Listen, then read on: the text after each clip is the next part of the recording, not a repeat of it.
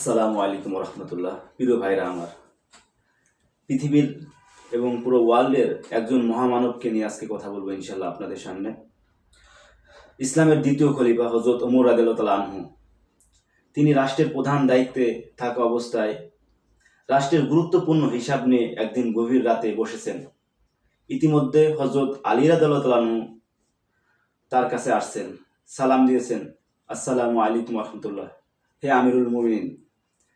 সাথে সাথে ওমর রাদিয়াল্লাহু তাআলা আনহু সালামের উত্তর দিয়েছেন এবং পর্যায়ক্রমে জিজ্ঞেস করেছেন, হে ভাই আলী, আপনি কি নিজের পারিবারিক কোনো কাজে আসছেন নাকি রাষ্ট্রের কাজে আসছেন? আলী রাদিয়াল্লাহু তাআলা আনহু তখন ছিলেন রাষ্ট্রের প্রধান বিচারপতি।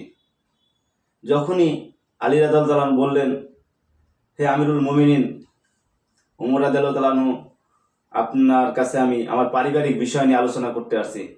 সাথে সাথেই তখন তিনি হিসাব করতেছিলেন কুপো নিয়ে, আগুন, যেটা আমরা ছোটবেলায় পড়াশোনা করেছি, ওই কুপো জাতীয় কিছু নিয়ে হিসাব করতেছিলেন।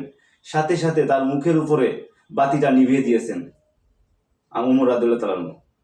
তখন আলী রাদিয়াল্লাহু তাআলা আনহু গায়ে তিনি একটু ইতস্ত বোধ করলেন যে আমি রাষ্ট্রের প্রধান বিচারপতি, আমার সম্মানার্থে আমাদের রাষ্ট্রীয় প্রধান রাষ্ট্রপতি আমিরুল মুমিনিন ওমর রাদিয়াল্লাহু তাআলা আনহু আমার সম্মানার্থে কুপোর বাতিটা একটু বাড়িয়ে দিবে, তা না করে আমার চোখের সামনেই তিনি বাতিটাকে নিভিয়ে দিলেন।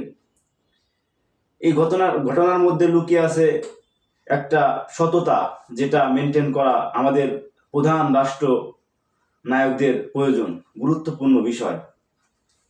তখন আলী রাদিয়াল্লাহু তাআলা আনহু যখন বললেন যে ভাই, এটা তো রাষ্ট্রের, ওমর রাদিয়াল্লাহু তাআলা আনহু জিজ্ঞেস করছেন, আলী রাদিয়াল্লাহু তাআলা আনহু জিজ্ঞেস করছেন ওমর রাদিয়াল্লাহু তাআলা আনহুকে, আপনি কেন আমার মুখের সামনে আপনার এই বাতিটাকে নিভিয়ে দিলেন? তখন ওমর রাদিয়াল্লাহু তাআলা আনহু বললেন, ভাই আলী, এটা রাষ্ট্রের সম্পদ, এটা রাষ্ট্রের হিসাব করার জন্য এই বাতিটা জ্বালানো হয়েছে।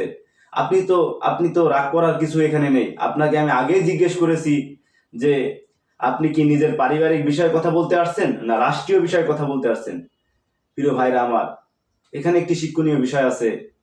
রাষ্ট্রের জিনিস পারিবারিক বিষয়ে প্রথমের বিষয়ে কথা বলতে যে তিনি একটু তেল ফুরাইতে রাজি হন নাই। তিনি ছিলেন আমাদের ইসলামের দ্বিতীয় খলিফা হযরত ওমর রাদিয়াল্লাহু তাআলা আনহু।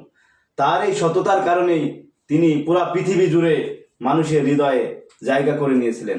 অতএব আমরা যারা রাষ্ট্রপ্রধান আছি, রাষ্ট্রের দায়িত্বে আছি, রাষ্ট্রের কোনো জিনিস অন্যায়ভাবে নিজের স্বার্থে কখনোই গ্রহণ করব না।